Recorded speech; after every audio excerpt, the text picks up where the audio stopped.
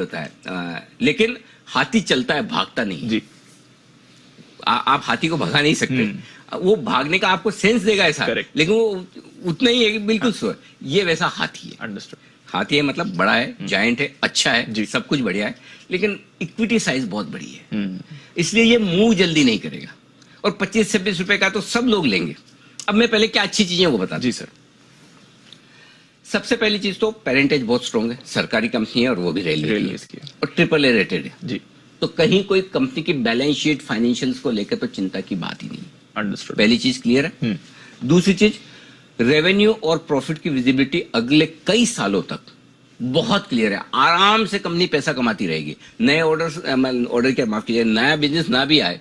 अच्छा, बेसिकली ये कंपनी है ना, ऐसा समझ लीजिए कि इंडियन रेलवे की फाइनेंसर है।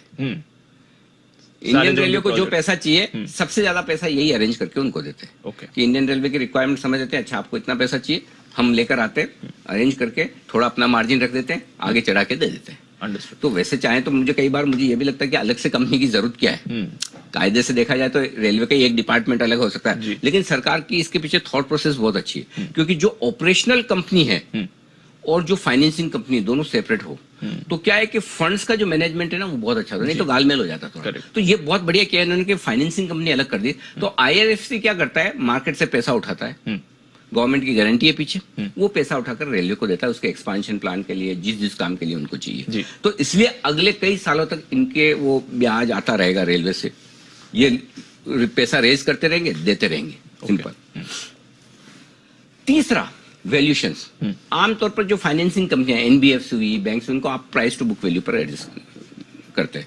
ये अपने प्राइस टू बुक वैल्यू 1 पर है, मतलब बुक वैल्यू पर देगा। तो बुक वैल्यू से सस्ता तो क्या देगा भाई, AAA रेटेड रेलवे कंपनी है। आज कई सारी NBFC 2.5, 3 पे ट्रेड कर रही है, बजाज फाइनेंस जैसे 4 के ऊपर है, कई सारे प्राइवेट सेक्टर बैंक से जो महंगे, तो वैल्यूशंस बहुत रीजनेबल है। PE मल्टीपल पे देखेंगे तो मुश्किल से 8-9 के PE मल्टीपल पर है, तो बहुत रीजनेबल वैल्यूशन है, इसमें आप गलत पड़ने की चांस कम है। एंकर बुक बहुत बढ़िया बन के आई है, मैंने गौर से देखा है। पहले गवर्नमेंट ऑफ सिंगापुर, उन्होंने 17% लिया एंकर बुक का जी। इसके अलावा 4 बड़े फंड है, HDFC, नोमुरा वगैरह, इन्होंने मिलके बाकी का 50-60% इन्होंने कौन किया। तो बढ़िया एंकर बुक है, वो आपको कॉन्फिडेंस देता है। अब नेगेटिव क्या है, नेगेटिव है कि हाथी है ना, 34,000 करोड़ का मार्केट कैप, इतना इजीली मूव नहीं होगा, लोगों को लगता है। तो एक वो रीजन है। दूसरा है कि अभी सरकार की इस IPO के बाद हिस्सेदारी हो जाएगी 86% के आसपास, 86.6% कुछ रहेगी। तो यानी 11-11.5% इन्हें और कम करना है। तो वो तलवार लटकी हुई है कि जब तक सरकार 75% पे नहीं लाएगी तब तक ये स्टॉक नहीं चलेगा। समझ गया सर। और इसलिए मैं ये कह रहा हूं, मेरा फाइनल जो डिसीजन है वो ये कि आप इस IPO में पैसा लगाइए लॉन्ग टर्म के लिए। अंडरस्टूड। अगर आप ये सोचे अब लिस्टिंग गेन के लिए, अब वो कहा ना कहीं वो ग्लैंड फार्मा जैसा ना हो जाए, वो लोग बोले आपने तो बोला था लॉन्ग टर्म के लिए, लिस्टिंग पे बढ़ गया। मैं आपको कहूंगा इस IPO को आप लॉन्ग टर्म के लिहाज से लगाइए।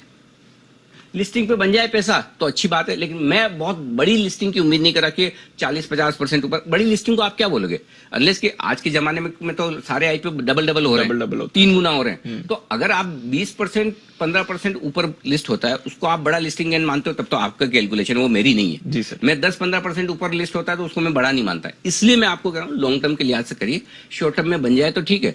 जो लोग FD में पैसा लगाते हैं उनके लिए सब्स्टिट्यूट है। 12 से 15% सालाना रिटर्न अगर आपको चाहिए, जो कि FD से डबल होता है, ये स्टॉक ठीक है। तो ये तो मतलब वो HDFC वाली कैटेगरी में जा रहा है सर, कि बढ़िया रिटर्न्स देगा। HDFC तो HDFC उससे ज्यादा लेकिन उस कैटेगरी में ऐसा ही है कि जहाँ स्टेबल अच्छे रिटर्न, स्टेबल अर्निंग है, स्टेबल है। अच्छा, इसमें कोई अर्निंग बहुत बढ़ के आ जाएगी वो भी नहीं है, घटेगी वैसा भी नहीं है, रीजनेबल अर्निंग के साथ चलती रहेगी कंपनी। चलिए सर, तो ये है आपके लिए IRFC। लंबे टर्म के लिए जरूर पैसा लगाएं अच्छे रिटर्न्स